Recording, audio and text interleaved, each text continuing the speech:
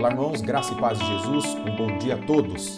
Que o Senhor Jesus abençoe o seu domingo, abençoe o seu estudo da palavra dele, abençoe o seu dia com a sua família e que logo mais à noite possamos cultuar ao Senhor juntos. Meus irmãos, começamos agora o nosso segundo semestre do ano de 2021 e iniciamos com o estudo da revista referente à carta de Romanos. A revista da Escola Dominical foi disponibilizada, nós abrimos uma lista para aquisição da revista. Todos os irmãos que tiveram interesse já adquiriram a revista, a grande maioria já retirou no culto. Se você se inscreveu e não retirou, pode retirar no culto hoje à noite. Caso você não tenha feito a tua inscrição ainda, mas tenha interesse na revista, nós temos alguns exemplares disponíveis. Então basta você falar comigo ali no culto da noite e você vai pegar a sua revista. Tá legal, meus irmãos? Então vamos começar o nosso estudo. Antes de qualquer coisa, vamos orar ao Senhor para que Ele nos abençoe hoje. Senhor, graças te damos, porque sabemos que até aqui o Senhor tem nos abençoado. E assim nós clamamos, continue a nos abençoar no ensino da Tua Palavra, no estudo da Tua Palavra.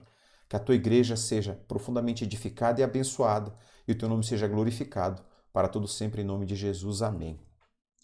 Irmãos, nós estudamos no semestre passado o livro de Atos dos Apóstolos, e ali nós vimos as viagens missionárias de Paulo, nós vimos as diversas igrejas que foram plantadas pelo apóstolo Paulo, e nós terminamos o capítulo 28 de Atos dos Apóstolos com o apóstolo Paulo preso. Ele estava preso em Roma, numa prisão domiciliar. Então nós iniciamos o livro a carta de Paulo aos Romanos com o recebimento dessa mensagem que Paulo escreveu enquanto ainda estava em Corinto. Tá certo? Nessa primeira aula, nós não vamos especificamente entrar nos conteúdos. O que a revista nos traz é uma visão panorâmica desse livro de Romanos, a carta de Paulo aos Romanos. Então, o objetivo é mostrar para vocês o que nós vamos estudar e, ao mesmo tempo, estimular o seu coração a ter mais desejo de aprender esse conteúdo, ter mais desejo de aprofundar mais intensamente na carta de Paulo aos Romanos. Tá ok? Vamos lá? Essa é a nossa primeira lição. Chegamos a Roma, lição de número 1 da nossa revista da editora Cristã Evangélica. O texto básico dessa revista é Romanos, capítulo 1, versículo 16 e 17. O versículo-chave é o versículo de número 17. Tá essa imagem bonitinha do Coliseu Romano, que vai servir para a gente pensar algumas coisas logo na sequência. Então, vamos lá? Versículo-chave, Romanos, capítulo 1, versículo 16. Porque no Evangelho é revelada a justiça de Deus, uma justiça que do princípio ao fim é pela fé. Como está escrito, o justo viverá pela fé. Esse versículo você vai se lembrar, nós já falamos dele diversas vezes, é o versículo que deu início ao que nós chamamos de reforma protestante, que fez com que esse evangelho de Cristo chegasse até os nossos dias. Então, não vamos falar muita coisa agora, para a gente guardar para o tempo certo. Vamos lá? Meus irmãos, temos como objetivo nessa lição de hoje, temos 3 objetivos nessa lição de hoje. O primeiro deles é conhecer o contexto da carta aos Romanos, os detalhes da obra, as pessoas que vão aparecer no decorrer da história e a influência para os dias de hoje. O nosso pensamento é sempre trazer aquilo que nós vimos, aquilo que a história nos contou e de que forma isso pode ser aplicado nos dias de hoje, na prática, na sua vida, como você pode ser abençoado por isso nos dias de hoje. Segundo objetivo, desejar conhecer profundamente a mensagem de Deus através da carta aos irmãos de Roma. Apesar de ser um conteúdo escrito para pessoas que viviam naquela cidade, naquele tempo, nós vamos observar que o conteúdo é muito mais abrangente. E vamos observar, inclusive, que o contexto romano não diz respeito apenas a uma cidade. Tá? E, por fim, aplicar os ensinos da carta aos Romanos para uma vida diária, experimentando as bênçãos e o poder da influência de Romanos para a vida em Cristo. Meus irmãos, eu tenho a profunda convicção de que a sua vida, ao final do estudo de Romanos, dessa revista, não será a mesma, a não ser que você feche os seus ouvidos e feche os seus olhos para tudo aquilo que você vier a ver. Mas eu tenho a convicção de que se você compreender a mensagem de Paulo aos Romanos, a sua vida será profundamente transformada, como foram transformadas as vidas de homens que nós vamos ver ainda hoje, de pessoas que nós vamos citar ainda hoje nesta lição. Bom, como uma breve introdução, meus irmãos, a carta destinada à igreja de Roma, a igreja de Cristo que se encontrava em Roma. Portanto, nós estamos falando de uma cidade, né? Uma cidade que, embora seja muito famosa hoje, já é uma cidade conhecida há muito tempo. Então, a cidade de Roma foi fundada no ano 753 a.C. É curioso como o Antigo Testamento não menciona a cidade de Roma, porque ela é um fruto da expansão do Evangelho, né? O Evangelho de Cristo que surgiu de Jerusalém, que surgiu ali praticamente do momento em que o Pentecostes é realizado pelo Espírito Santo, e aí a expansão. E essa igreja chega a Roma. Apesar de ser uma cidade muito antiga, não temos informações dela no Antigo Testamento. Roma era a capital do Império Romano. Todo aquele império que dominava o mundo, todo mundo conhecido, chamado de Império Romano, tinha sua capital na cidade de Roma. Ela era a maior cidade do mundo conhecido. Nos dias do apóstolo Paulo, ela tinha aproximadamente, os historiadores vão dizer que inclusive mais que 1 milhão de habitantes na cidade, não apenas na região, na cidade.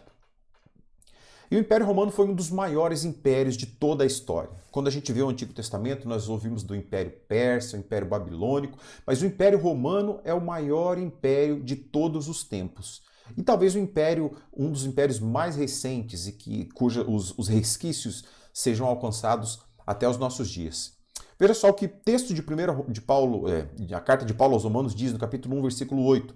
Antes de tudo eu sou grato a meu Deus mediante Jesus Cristo, por todos vocês, porque em todo o mundo está sendo anunciada a fé que vocês têm. O que Paulo está mostrando aqui para nós é que a igreja de Roma não era simplesmente uma congregação, não era simplesmente uma igreja, que Roma não era apenas uma cidade. Roma era uma cosmopolita, Roma era o núcleo do mundo, era o centro do mundo civilizado, do mundo moderno daquele século. Talvez algo parecido como Nova York nos dias de hoje. Roma ditava as regras, Roma ditava a política, Roma ditava a forma como as pessoas viviam, a forma de sociedade ser, a moda. Roma ditava tudo que existia no mundo ocidental, no mundo civilizado. Então, quando a gente pensa que a carta à Igreja de Roma, ela não é apenas uma carta para pessoas, mas ela é a carta para o mundo. É como se alguém hoje escrevesse uma carta para Nova York. É uma carta que deveria contemplar e deveria abranger todas as estruturas sociais, familiares, filosóficas do mundo. Porque na cidade de Nova York é o que existe. Todas as culturas do mundo estão representadas ali. Da mesma forma como acontecia na igreja de Roma. Era uma cidade que tinha em si pessoas de todo o mundo, de todas as correntes filosóficas, religiões, etnias, costumes, formas de viver. Então, essa era a cidade para a qual Paulo destinou essa carta. Então a mensagem não é exclusivamente para uma igreja. A mensagem é para um mundo que estava simbolizado, estava representado naquela cidade. Roma atual. É tão legal a gente ver uma cidade que existiu nos tempos de Cristo e que continua existindo até hoje. A palavra do Senhor já existiu desde sempre e ela continua existindo até hoje. É muito bom a gente ver essas referências, né? A cidade de Roma, ela é atualmente a capital da Itália. Ela é na cidade de Roma que encontra-se instalado o Vaticano. A gente vai ver uma imagem ali daqui a pouco da Santa Sé, que é a sede da Igreja Católica Apostólica Romana.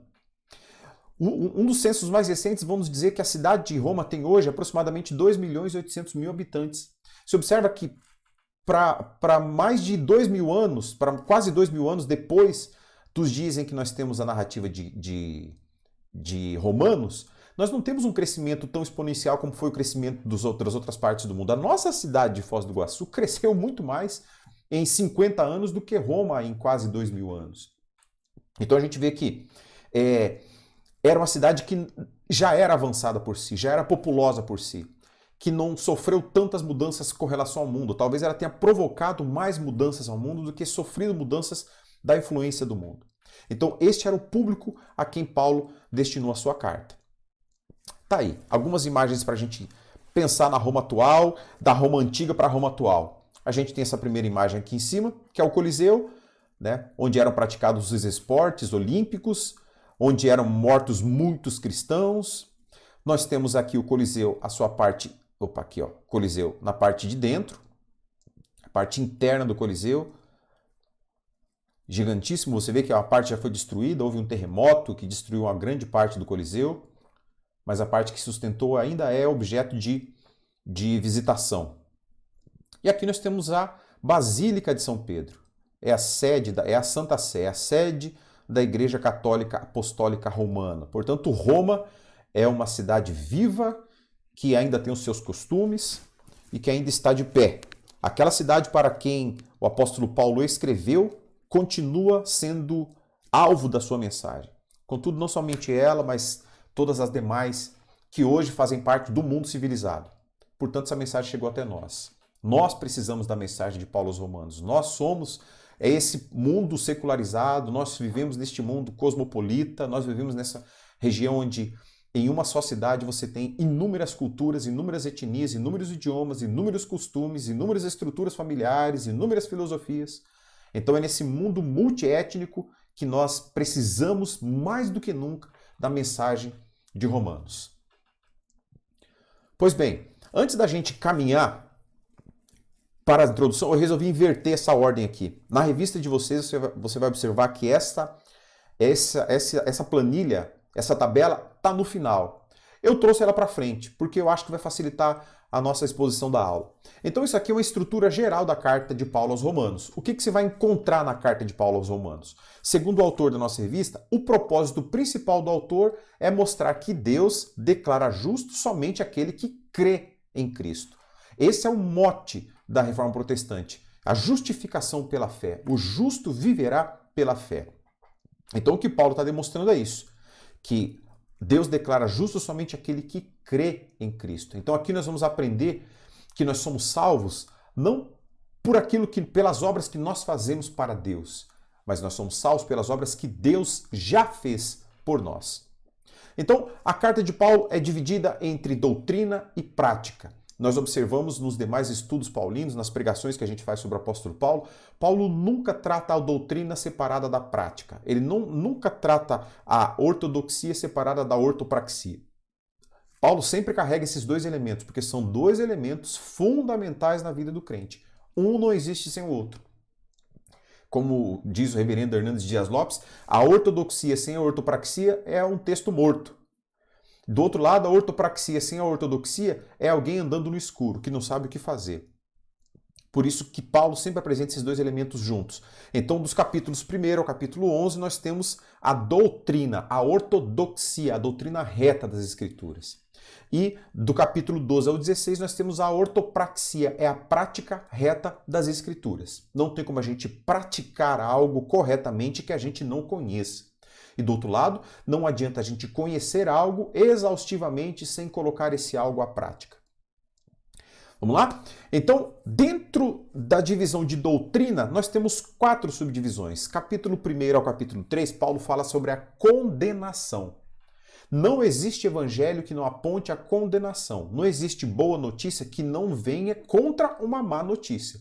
O evangelho são as boas novas da salvação. As boas novas só existem porque existe a má nova, existe a triste notícia.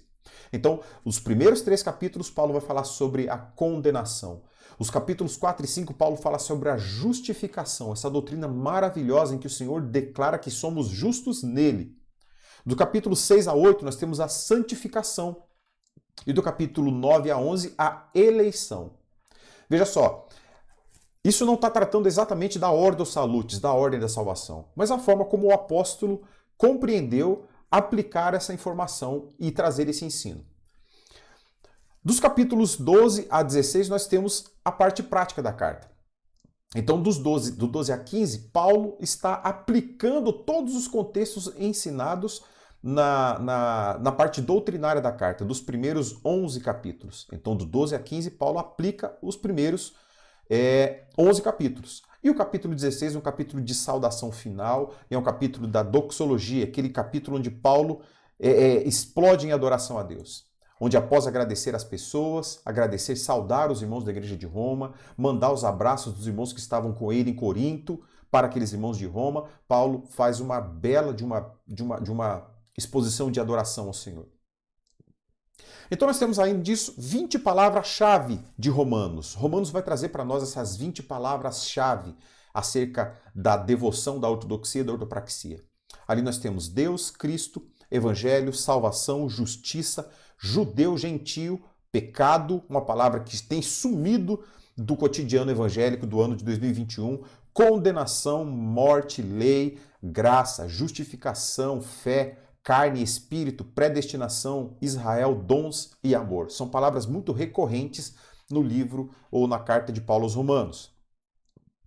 E as divisões principais, e essa é uma adaptação que o autor faz com base no livro de John Stott, no livro chamado A Mensagem de Romanos. Eu olhei ali porque para mim eu tinha, mas eu tenho a mensagem de Efésios. A mensagem de Romanos. Então, na divisão de John Stott acerca do livro de Romanos, ele divide em 6 partes. Essas 6 partes são o Evangelho de Deus, que é o primeiro capítulo de 1 a 17, a ira de Deus, a segunda parte, do primeiro capítulo do 18 até o 3:20, a graça de Deus, que vai do 3:21 ao 8:39, olha o tamanho do texto. O plano de Deus, que vai do 9 ao 11, onde vai falar acerca da eleição, a vontade de Deus, que vai do capítulo 12 ao 15, e a comunhão em Deus, que é o capítulo 16. Algumas curiosidades que o autor traz para nós, eu excluí algumas para não ficar muito longo, mas a primeira delas é que Romanos tem 65 citações do Antigo Testamento. E o livro mais citado em Romanos é Isaías. Paulo dá uma aula para nós aqui, sem usar rótulos ou sem utilizar informações técnicas. Paulo dá para nós uma aula do que é uma exposição bíblica. Você vai observar na carta de Paulo aos Romanos que uma imensa parte da carta de Paulo aos Romanos é Paulo utilizando textos do Antigo Testamento, explicando esses textos e aplicando esses textos. Paulo mostrou aqui o que mais tarde seria chamado de pregação expositiva. É o que Paulo escreveu nessa carta aos Romanos em grande parte. O Pentateuco é citado 28 vezes em Romanos. Para quem acredita para quem defende a ideia de que o Novo Testamento anulou o Antigo Testamento, Paulo mostra que o Novo Testamento está vivo porque ele se baseia naquilo que o Senhor já havia revelado no Antigo Testamento e que o Antigo não foi revogado. Paulo cita o profeta Isaías 5 vezes na carta. Roma é chamada de Babilônia em 1 de Pedro 5,13. Por que está falando referência de Pedro? Porque Pedro também tem uma experiência em Roma. E Pedro chama Roma de Babilônia. Em que sentido? No sentido de que era perseguidora daqueles que amavam a Deus, daqueles que eram servos de Deus.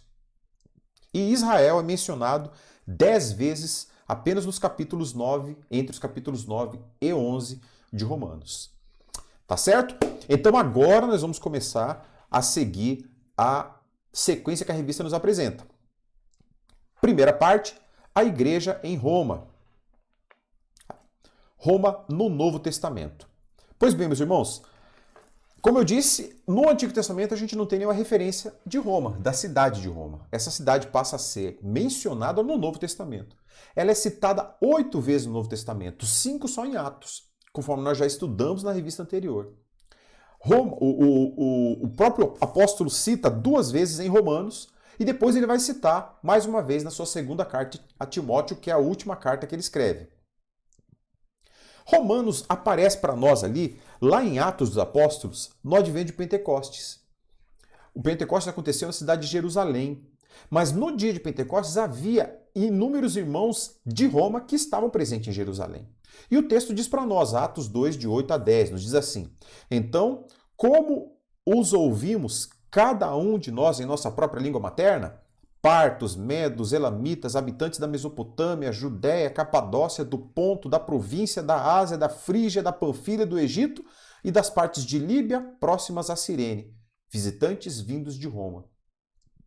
Você observa ali que nós temos uma citação muito direta de que havia romanos, cidadãos romanos, pessoas de Roma que participaram, que estavam presentes, foram testemunhas e de repente foram até abençoadas com o advento do Pentecoste, quando o Espírito Santo desceu sobre a igreja e ali capacitou esses irmãos a pregar o Evangelho. A gente vai pensar um pouco mais sobre isso daqui a pouquinho. Então, quem fundou a igreja de Roma? A revista não traz a pergunta, eu pergunto para você. Pedro, Paulo, quem fundou a igreja de Roma?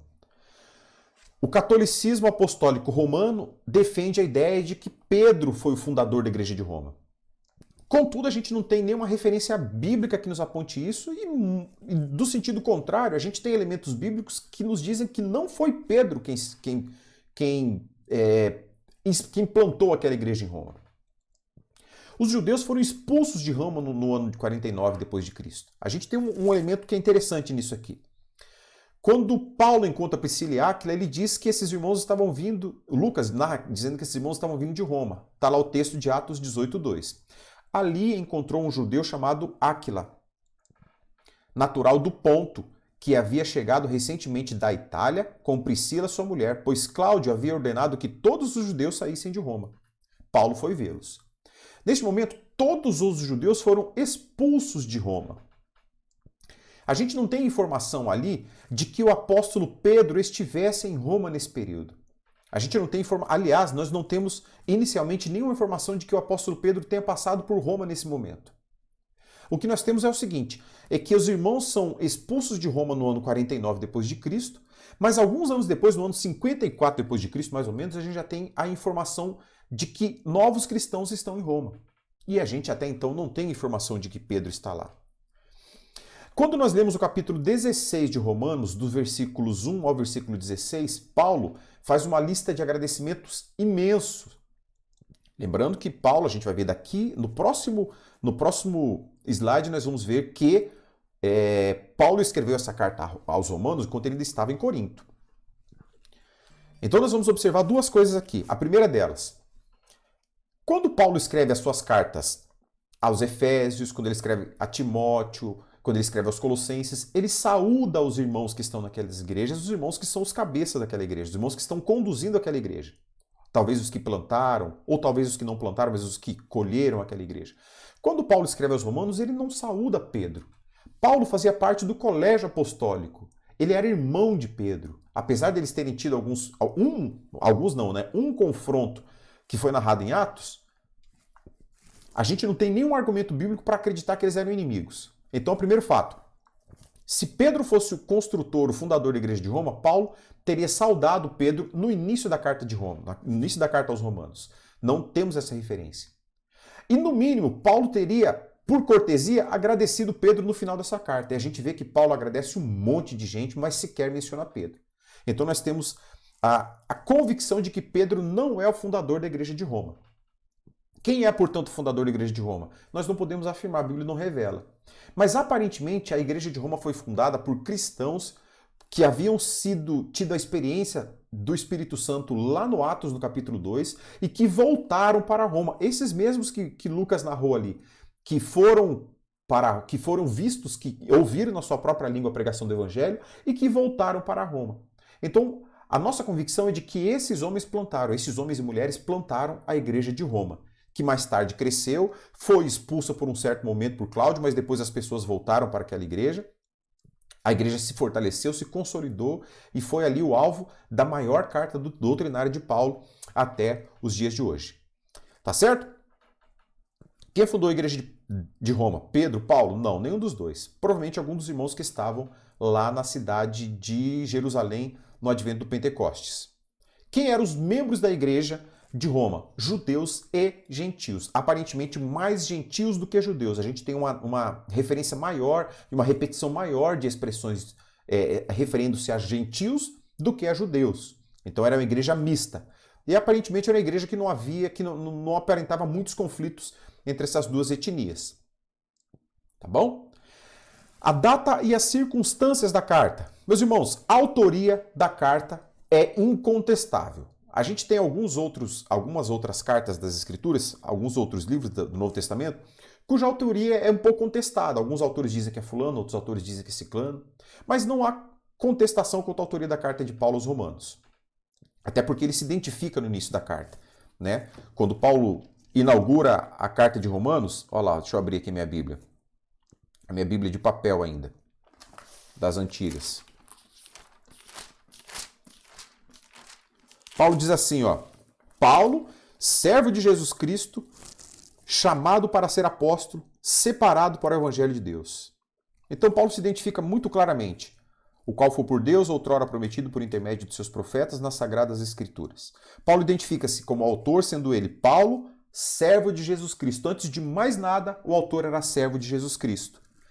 A segunda coisa que ele refere aqui é a sua função, chamado para ser apóstolo, separado para o evangelho de Deus. A autoria é incontestável. Contudo, nós temos uma figura que aparece lá no final de Romanos, que é o Tércio. É um chamado de amanuense. Amanuense era aquele que escrevia à mão. E Tércio, nos agradecimentos finais de Paulo, ele diz que ele escreveu.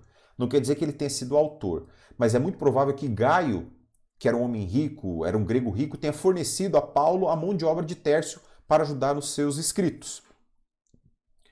A data da carta. A carta foi escrita provavelmente no ano 57 depois de Cristo, em Corinto, quando Paulo estava em Corinto, na casa do irmão Gaio. Ali foi onde Paulo produziu essa carta. E as circunstâncias em que essa carta foi escrita. Meus irmãos, Paulo tinha terminado aí nos anos recentes, nos últimos 10 anos passados, ele tinha terminado aquela série de viagens missionárias que nós estudamos na revista anterior. Paulo tinha plantado muitas igrejas, Paulo tinha feito muitos discípulos, tinha treinado muitos obreiros, tinha estabelecido e solidificado muitas igrejas. E agora Paulo desejava uma nova missão. Paulo desejava visitar a Espanha. Então ele diz lá no versículo 28, Romanos 15, 28, Paulo diz assim: assim, depois de completar essa tarefa e de ter a certeza de que eles receberam esse fruto, irei à Espanha e visitarei vocês de passagem. Roma era a passagem de Paulo para a Espanha. Paulo não tinha como objetivo permanecer em Roma. Ele tinha como objetivo alcançar a Espanha, mas ele passaria por Roma. E ali ele veria os irmãos. E como ele diz no decorrer da carta, ele compartilharia os dons dos irmãos com ele e dele com os irmãos. Mas antes de chegar à Espanha e antes de chegar a Roma, Paulo precisava passar por Jerusalém. Qual era o objetivo de Paulo passar por Jerusalém? Paulo queria levar aquelas ofertas que tinham sido concedidas pelos irmãos da Macedônia e da Acaia para os cristãos pobres de Jerusalém. Então Paulo tinha esse objetivo. Quando ele escreveu de Corinto, ele falou assim: ó, eu quero sair daqui, eu vou passar por Jerusalém para entregar as doações, o dinheiro que foi recolhido pelos irmãos da Acaia e da Macedônia, passo por Roma e vou à Espanha. Se ele chegou à Espanha, não sabemos. Mas esse era o objetivo de Paulo. No ano 61, Paulo é colocado em liberdade. Paulo, lembra que termina Atos 28, 32, termina com Paulo preso em Roma, na prisão domiciliar em Roma. Ele já estava 2 anos preso em Roma. Então, logo depois disso, Paulo é colocado em liberdade e nós temos uma nova prisão de Paulo no ano 65. Essa é a prisão derradeira de Paulo, né? Aquela prisão onde ele vai, ele não fica mais na prisão domiciliar, ele é levado para a prisão que fica na rocha, né? Ali ele é julgado, é sentenciado, é condenado e é morto, tá? Portanto, há uma corrente que vai nos dizer aí que entre o ano 61 e 65, Paulo foi e conseguiu chegar à Espanha. A gente não tem essa convicção se de fato ele chegou à Espanha, mas era esse o propósito de Paulo. Tá certo? A influência de Romanos. Meus irmãos, esta é para mim a parte mais animadora da aula de hoje. De que forma Romanos influenciou na prática a vida de grandes homens, que tornaram-se grandes homens de Deus? Posso reformular minha frase? De que forma Romanos influenciou na vida de pessoas comuns, como eu, como você, e que fez com que essas pessoas comuns tornassem pessoas extraordinárias no reino de Deus? Eu acho que essa colocação fica mais adequada. Qual é a influência de Romanos? Eu falei, nós vimos naquele quadro que demonstra, aquele quadro esquemático que mostra a divisão do livro de Romanos, que Paulo trabalha tanto a doutrina, a ortodoxia, com a prática, a ortopraxia. Aqui nós vamos ver de que forma essa doutrina influenciou na prática da vida de homens, de grandes homens. O autor da sua revista vai trazer apenas 3. E eu não sei por qual razão ele esqueceu de colocar um dos que talvez sejam os principais disso. Talvez não o principal, mas o inicial de tudo isso. Nesses 4 homens nós vamos ver a forma grandiosa como Deus trabalhou e operou a sua salvação no coração do homem, de forma bem prática. E o primeiro desses grandes homens que eu quero falar para vocês é Agostinho de Hipona, chamado pela Igreja Católica de Santo Agostinho. Meus irmãos, Agostinho de Hipona é o homem que inicialmente, ele é o responsável por um movimento que chegou até nos dias de hoje, chegou até nós. Agostinho de Hipona, dos homens que nós vamos citar, é o mais antigo que teve uma experiência de transformação na sua vida por conta do livro de Romanos, da carta de Paulo aos Romanos. Agostinho era um homem extremamente culto, era um professor de retórica, era um filósofo. Agostinho era um homem que, ao mesmo tempo que ele era culto, ele era um homem de vazio de alma. Ele era um homem jogado na dissolução, ele era um homem que tinha os seus padrões morais muito baixos. A sua mãe, a senhora Mônica, ela era uma religiosa muito fervorosa, ela intercedia diuturnamente pela conversão de Agostinho. Agostinho tinha tinha um filho fora do casamento, um menino chamado Adeodato, que a história sequer nos menciona quem é a mãe dessa criança. Tamanha era a devassidão da vida de Agostinho. Então era um homem que estava tão distante dos preceitos morais de Deus. Contudo, em algum momento, Agostinho voltou-se à religiosidade, ele buscou respostas para o seu vazio interior em diversas filosofias dos seus dias. Ele foi maniqueu, ele buscou a doutrina zoroastrística de Mani, que era era um mestre religioso dos dias de Agostinho, e ali ele não encontrou. Mas Agostinho tinha um amigo muito próximo, um mentor chamado Ambrósio, que era um bispo católico. E Agostinho buscou em Ambrósio uma vaga de professor de retórica em um seminário. E Ambrósio apresentou o Evangelho a Agostinho. E houve um momento em que Agostinho estava sentado embaixo de uma árvore e ele ouviu uma voz de criança. E essa criança cantava uma musiquinha repetitiva que dizia tole e lede, que quer dizer toma e lê, toma e lê. Agostinho compreendeu que era uma mensagem para ele. Então ele abriu a sua Bíblia e a sua Bíblia foi aberta em Romanos 13, 13 e 14. Olha só, Agostinho, eu falei para vocês que era um homem devasso, de vida pérfida, tinha um padrão moral muito debilitado. E o texto que Agostinho leu das Escrituras mudou a vida dele. O texto é esse que está aí. Comportemo-nos com decência, como quem age à luz do dia, não em orgias e bebedeiras, não em imoralidade sexual e depravação, não em desavença e inveja.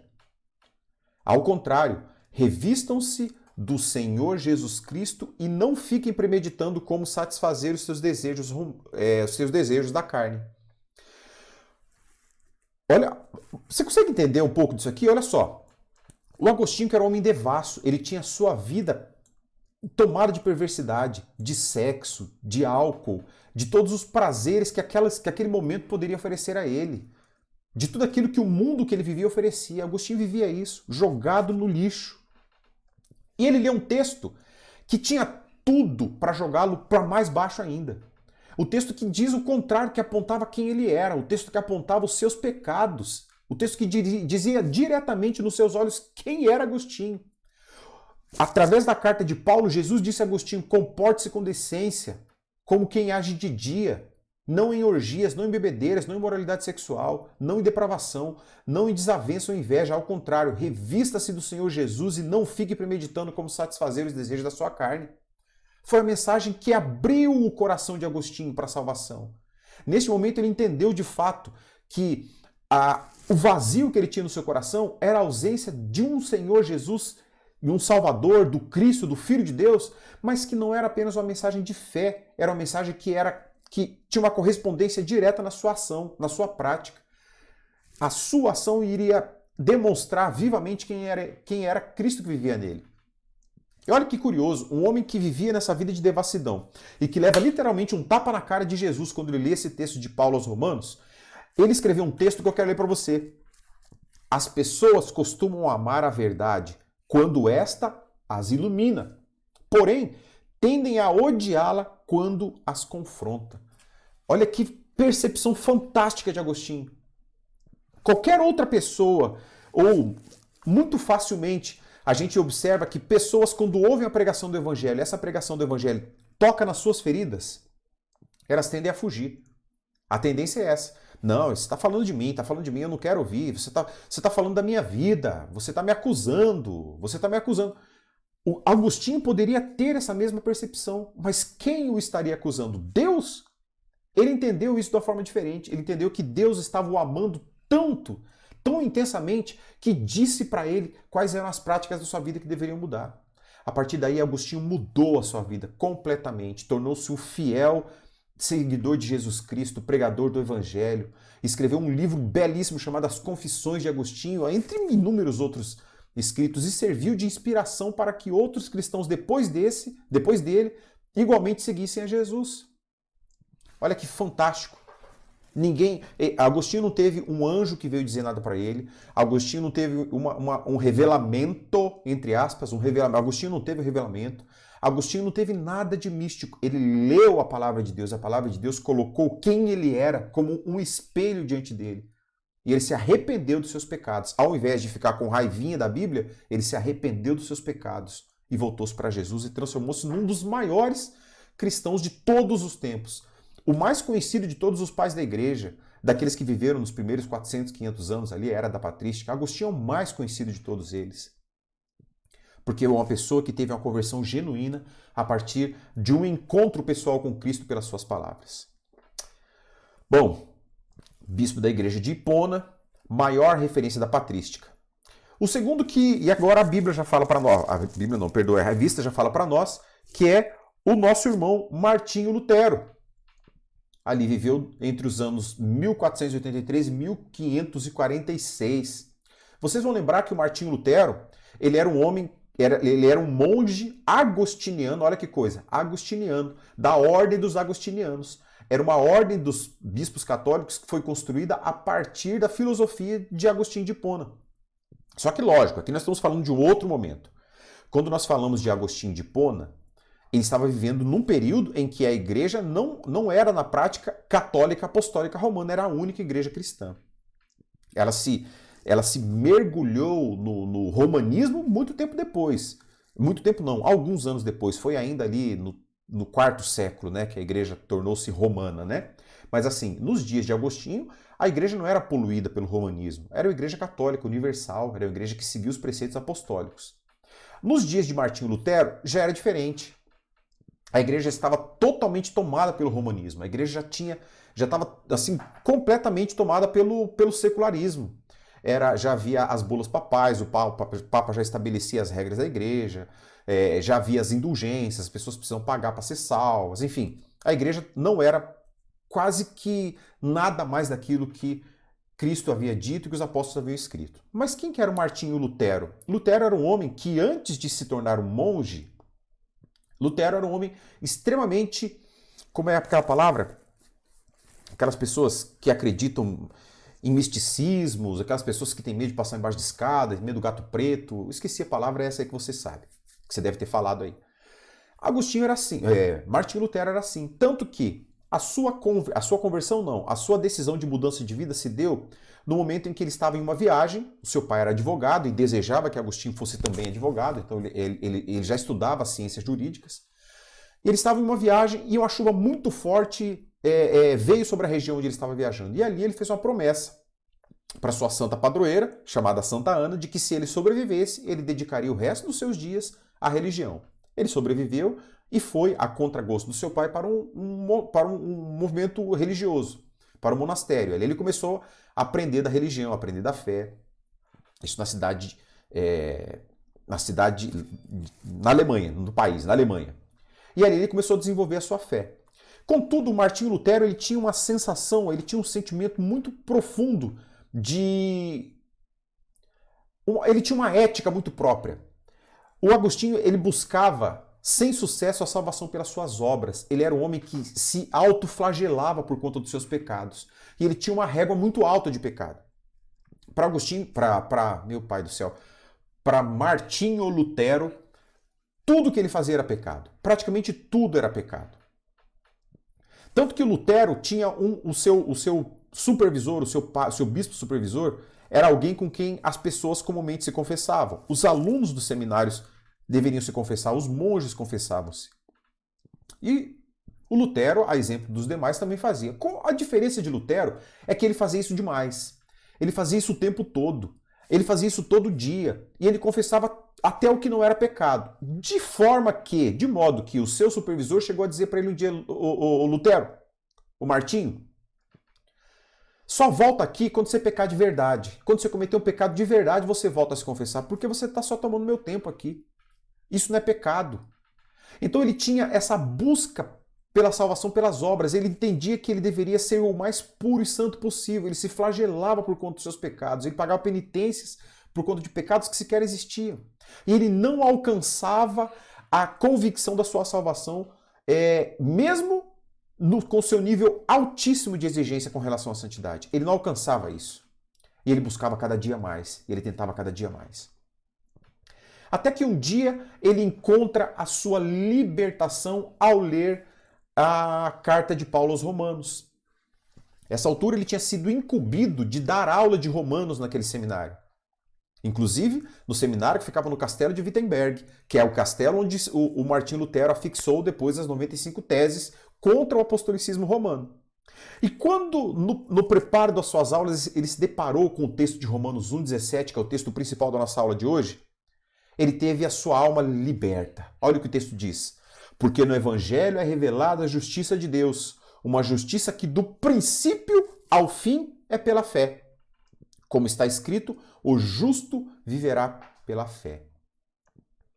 Quando Martinho Lutero começou a compreender que nenhuma das obras que ele praticava levaria um centavo de justiça na sua vida, diminuiria em 1/1000 o peso do seu pecado, e que tudo isso só poderia ser aliviado mediante a fé em Jesus Cristo, ele tirou das suas costas um caminhão de pecado, um caminhão de peso de um pecado morto que havia sobre ele. Ele entendeu que não adiantava ele fazer nada, não adiantava ele subir as escadarias de joelho, não adiantava ele se flagelar dando chicotada nas suas costas, não adiantava ele passar fome, não adiantava ele fazer voto de pobreza, não adiantava nada disso, porque o justo não vive pelas obras, o justo vive pela fé.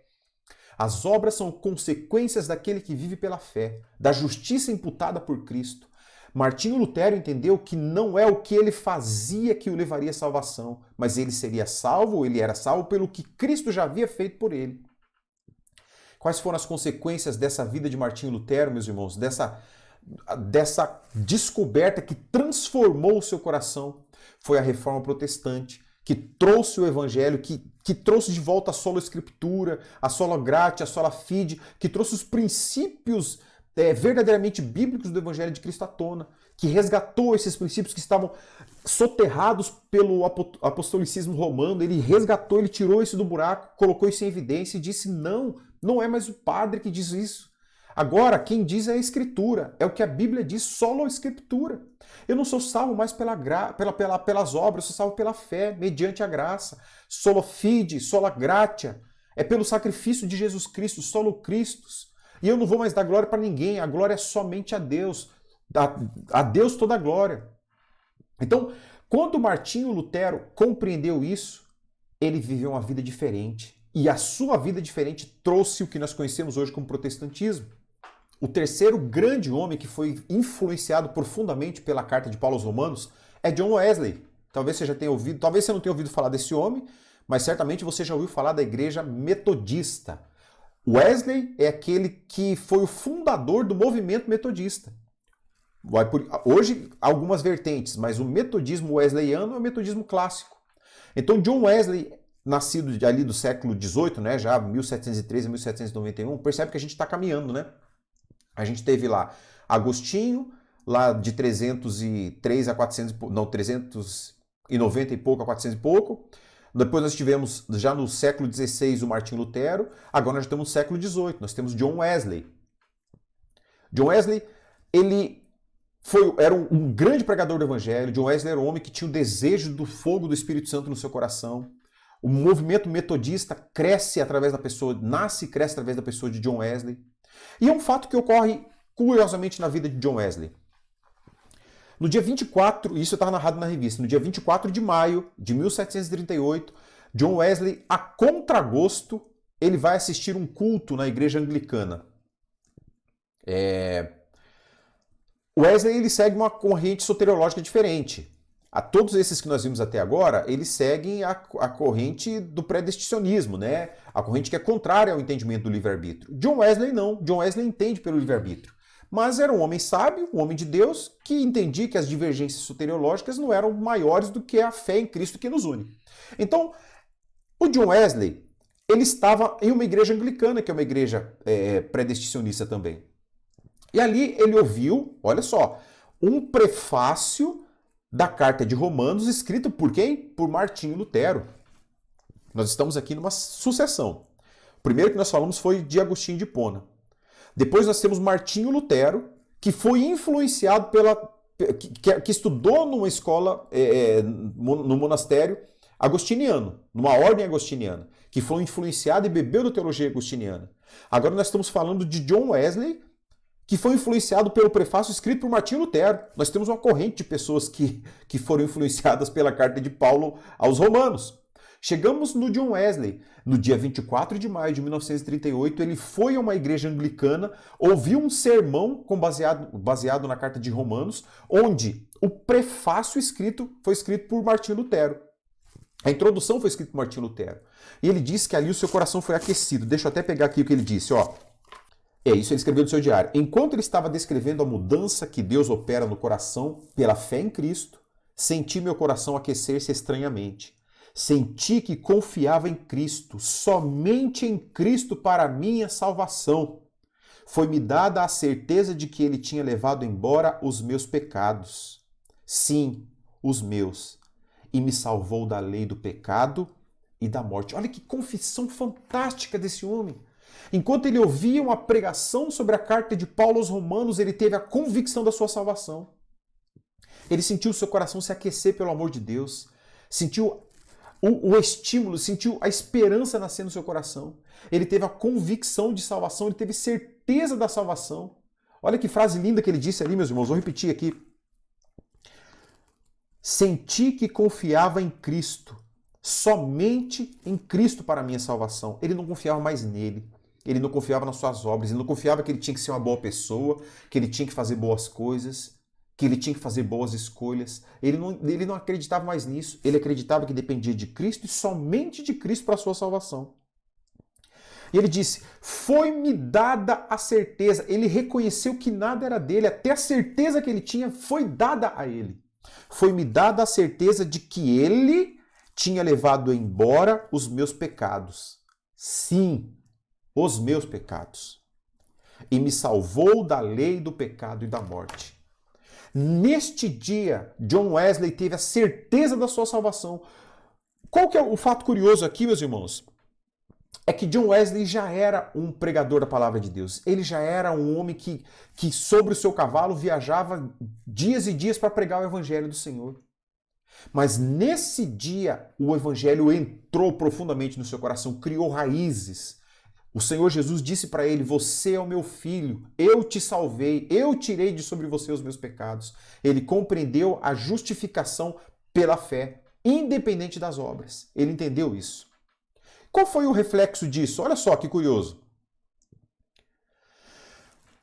Um pouco mais de um ano depois, no dia 31 de dezembro de 1739, virada do ano de 39 para o ano 40 do século XVIII. Estavam reunidos John Wesley, Charles Wesley, que era seu irmão, e George Whitefield. Ali, 2 arminianos e um calvinista. Estavam juntos orando. Estavam orando juntos, esses irmãos. Na virada do ano, eles estavam orando. E naquele dia, eles sentiram que o Espírito Santo de Deus se manifestou e agiu de uma forma diferente. Esses homens foram avivados pela presença de Deus. Naquele momento, deu início ao reavivamento inglês do século XVIII. É um grande e famoso reavivamento inglês do século XVIII. Este reavivamento levou as pessoas a voltarem a amar a Deus, a obedecer à lei de Deus, a voltar-se para Deus. E este reavivamento foi a causa que fez com que a Inglaterra não sucumbisse também e não sofresse aquele mar de sangue que foi a Revolução Francesa. Observa como a ortodoxia influencia na ortopraxia. Foi o reavivamento movido pela certeza da salvação que o Senhor tinha dado ao coração de John Wesley que livrou a Inglaterra do banho de sangue que foi a Revolução Francesa. Livrou aqueles homens da morte, livrou aquelas famílias da desgraça.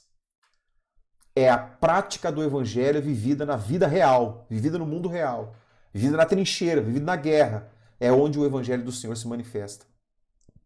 E o último deles, que é narrado pelo nosso autor da revista, é o mais recente, John Stott. Esse é bem conhecido da gente, da nossa igreja, bem conhecido principalmente da turma que era da classe de jovens aí há uns 2, 3 anos atrás, né? Nós estudamos vários livros de John Stott, lemos vários livros dele. John Stott era falecido, já é falecido, né, há 10 anos aí, ele era um bispo da igreja anglicana. Era um homem fantástico, era um homem profundamente, que amava a Deus profundamente, que buscava a Deus profundamente, mas nem sempre foi assim. Porque houve um tempo na vida de John Stott que ele não havia compreendido não havia compreendido profundamente o que é viver longe do pecado.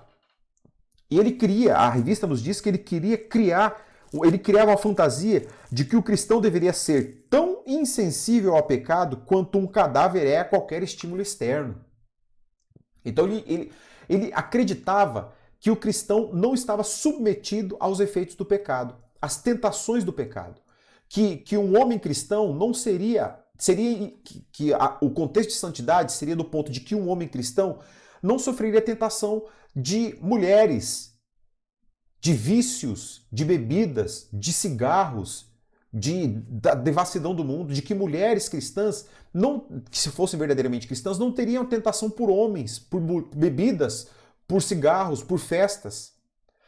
A imagem que ele queria construir na sua mente era essa. Contudo, quando ele leu os capítulos 5 a 8 de Romanos, com o objetivo de escrever uma série de exposições, ele compreendeu que a salvação é pela fé e não é pelas obras. Da mesma coisa que nós falamos de Martinho Lutero, alguns séculos atrás, em outro contexto. Que todos estão sujeitos ao pecado, mas que o Espírito que habita no regenerado os faz suplantar todos os desejos e dá substância e subsistência para que essas pessoas sobrevivam ao pecado. Então ele escreveu a sua série de sermões a partir dos capítulos 5, 6, 7 e 8 de Romanos. Foram esses capítulos que trouxeram paz ao coração de John Stott. Ele falou sobre a justificação pela fé. Ele falou sobre o antigo Adão, sobre o novo Adão, sobre livres do pecado pela graça de Deus. Romanos nos ensina que a graça de Deus não é algo que vem para passar a mão do pecador, mas que a graça de Deus é algo que vem resgatar o pecador e tirar esse pecador da lama do pecado. E o John Stott entendeu isso, e isso trouxe para o seu coração alívio, trouxe para o seu coração limpeza, paz, tranquilidade para a sua alma. O que nós aprendemos, meus irmãos, com Agostinho de Hipona, Martinho Lutero, John Wesley e John Stott? Nós aprendemos que a carta de Paulo aos Romanos pode trazer liberdade para as pessoas. É uma lei dura, pesada, que fere, mas é uma lei que traz paz, que é doce, que traz vida, que traz liberdade para as nossas vidas. Eu tenho uma experiência muito pessoal com a carta de Paulo aos Romanos. Os capítulos de 7 a 11 de Romanos, aliás, de 5 a 11 de Romanos, me tiraram algumas noites de sono. Porque é algo diferente de tudo que eu tinha ouvido de evangelho até então. Não que a Bíblia se contradiga, mas que a Bíblia, quando não é explicada, pode dar razão e vazão para muitos pensamentos pessoais.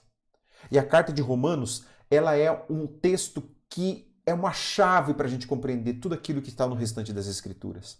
Você quer ter paz no seu coração? Você quer seguir mais verdadeiramente Jesus Cristo? Você quer ser mais fiel a Deus? Quer amar mais o Senhor? Leia Romanos. Estude com a gente Romanos.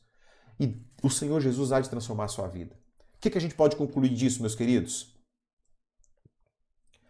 A carta de Romanos é uma das principais chaves para a compreensão das Escrituras. Nós vimos ali que o Paulo, quando ele escreve aos Romanos, ele cita o Pentateuco, ele cita o Antigo Testamento, ele cita Isaías, ele cita Abacuque, quando ele fala que o justo viverá pela fé, ele está citando Abacuque. Portanto, Paulo, na sua mente inacreditável, diferente de qualquer outra mente que já passou pelo mundo religioso, cristão e protestante, Paulo conseguiu compilar na carta de Romanos todas as chaves hermenêuticas de toda a Escritura. Ele conseguiu compilar a mensagem do Evangelho nessa carta, que é a maior carta doutrinária das Escrituras. Por isso, a mensagem de Romanos é tão urgente para as nossas vidas no dia de hoje. A carta de Romanos é a mais poderosa ferramenta doutrinária das Escrituras. Ela tem uma doutrina sólida. Ela tem todo um campo de doutrina, de verdades, de ética, de comportamento, que nos faz colocar os pés numa rocha firme. Não é areia, não é barro. Romanos é um piso sólido por onde nós podemos caminhar e de onde nós jamais cairemos. E por fim, as duras verdades contidas na carta de Romanos podem nos levar para mais perto de Deus ou podem nos afastar dele. Aqueles que de fato têm um coração comprometido com as verdades de Deus se sentirão atraídos por Deus por ler e por estudar a carta de Romanos. De outro lado, aqueles que têm na religião uma justificativa para os seus erros, naturalmente se afastarão de Deus por ler a carta de Romanos. Mas esse afastarão é um afastarão qualificado. Significa que somente irão representar aquilo que sempre foram. Pessoas que se aproximam da religião para buscar uma justificação para os seus pecados não resistem, não sobrevivem às cartas de Romanos. Ele revela quem de fato é. A máscara é retirada. E as pessoas mostram quais são as suas intenções. A carta de Romanos tem essa capacidade de revelar as intenções do nosso coração. Assim como ela revelou as intenções do coração de Agostinho de Hipona, dizendo que ele era um pecador, que ele não deveria se entregar à devassidão, aos vícios e às mulheres, e deveria ser imagem de Deus, ele revela a nós a nossa real característica, a nossa face real. Meus irmãos, qual é o nosso desafio de Romanos? Há um bispo do século V chamado João Crisóstomo. João Crisóstomo, no final da sua vida, ele amava tanto a literatura de Romanos que ele pedia para que Romanos fosse lido para ele uma vez por semana, ao menos. Ele queria ouvir Romanos nos seus ouvidos. Além de ler Romanos com seus olhos, ele queria ouvi-lo nos seus ouvidos. Ele pedia que fosse lido para ele toda semana Romanos. O meu desafio para você hoje é que durante essa semana você leia toda a carta de Paulo aos Romanos. Toda a carta de Paulo aos Romanos. Que você leia essa carta. Não precisa se preocupar em fazer anotações, em fazer a exegese, a hermenêutica. Nesse momento não precisa nada disso. Apenas leia. Deixe que o Espírito... Leia, mas leia assim, com o seu coração aberto, sem resistência, sem preconceitos, sem pré-definições. Leia com a sua mente e coração abertos, para que o Espírito Santo de Deus fale contigo. Eu tenho certeza que a sua vida nunca mais será a mesma depois que Romanos passar por ela. Que Deus te abençoe profundamente. Que nessa semana, na sua leitura de Romanos, o Senhor Jesus fale contigo. E que na próxima aula nós possamos novamente nos reunirmos e aprender o que o Senhor tem a nos revelar. Amém? Vamos orar? Graças te damos, Jesus, porque o Senhor tem nos ensinado. O Senhor tem estado conosco, tem nos abençoado.